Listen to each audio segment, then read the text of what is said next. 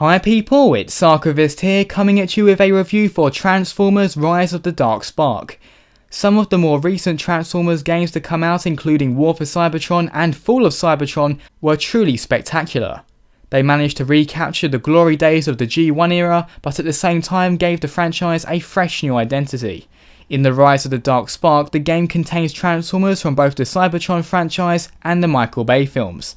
Does this turn out to be a match made in heaven, or is it more of a toxic combination?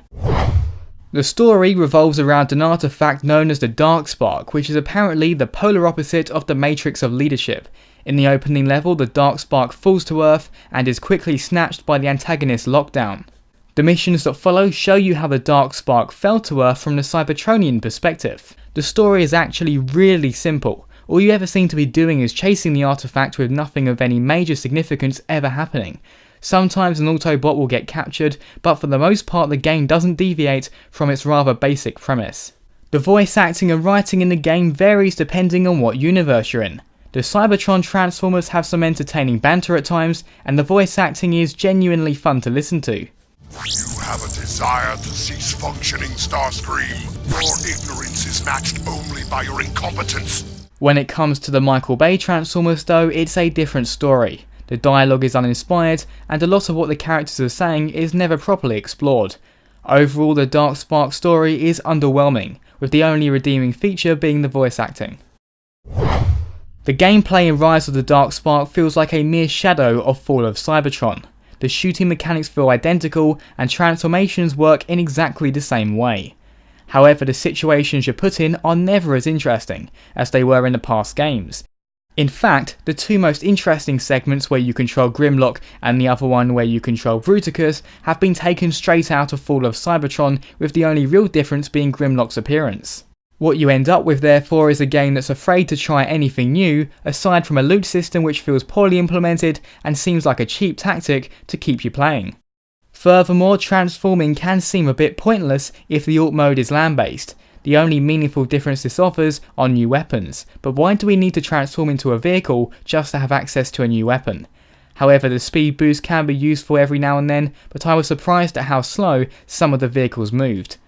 On the other hand, no Transformers with a flying alt mode do allow for a significant change of pace. To put it bluntly, the graphics in this game are not very good. To be fair, the Cybertron levels have been given some effort, but the look of rusted metal everywhere gets old very quickly. On the Earth levels, the designs of both the Transformers and the environments leave a lot to be desired. The environments don't look terrible exactly, just very basic. The Transformers on the other hand vary depending on what mode they are in. In robot mode they don't look too bad, however in their vehicle forms they look downright unfinished. On the other hand, the Cybertron Transformers look good in both robot and vehicle modes.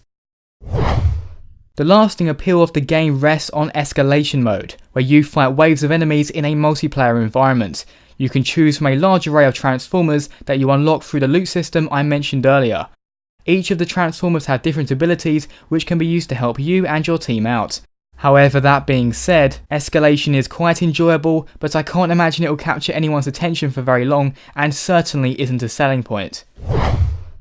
In conclusion, Transformers Rise of the Dark Spark is absolutely not worth buying at full price.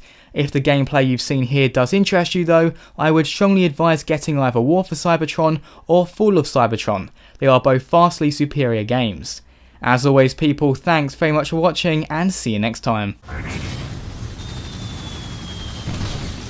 Subscribe to the Archivist 42 channel for gaming top 5s, reviews and more.